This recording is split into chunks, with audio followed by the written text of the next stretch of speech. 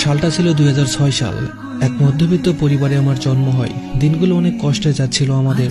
আমার আব্বু অনেক রাগী ছিল, কথায় কথায় আমার আম্মাকে মারধর করত, এমনকি আমার আম্মাকে অনেক গালাগালি করত। আমার বয়স যখন 7 বছর, কোনো এক কারণে আমার আব্বু আমার আম্মাকে তালাক দিয়ে দেয়। তখন আমি অনেকটা ছোট ছিলাম, তাই আমার আম্মু আমাকে নিয়ে আমার নানুর বাড়িতে চলে আসে, আমাকে একটা কেজি স্কুলে ভর্তি করে দেয়। আমার আম্মু সারাদিন কাজে ব্যস্ত থাকতো, আমার স্কুলের এবং প্রাইভেটের খরচ আমার আম্মু দিত, এভাবেই কাটতো আমাদের দিন। আমার বয়স যখন 13 বছর, তখন আমার আম্মুকে আমি বললাম, আম্মা আমি কাজ করতে যাব।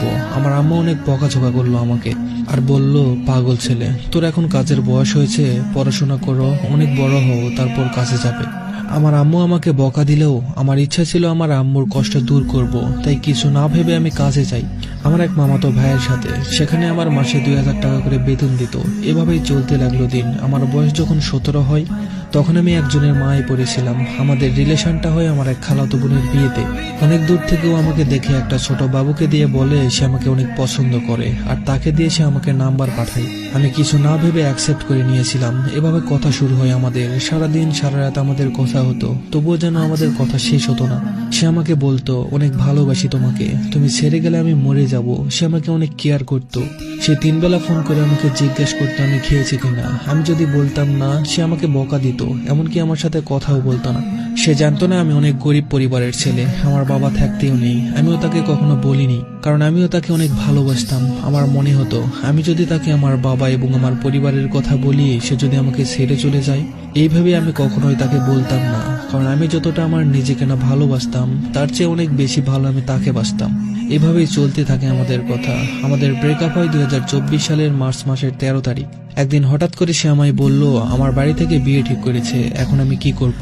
তখন আমি বললাম, আর কিছুদিন অপেক্ষা করো, আমি তোমাকে নিয়ে চলে আসব।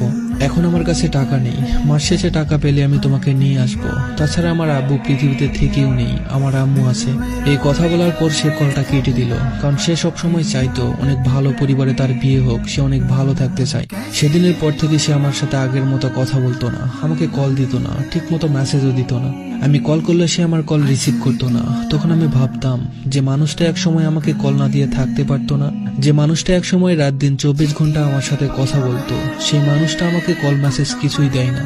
কতটা নিষ্ঠুর হলে একটা মানুষ এমন ভাবে বদলে যায়। অনেক কান্না করতাম তার কথা ভেবে। তার কিছুদিন পর শুনলাম সে অন্য একটা ছেলের সাথে পালিয়ে গেছে।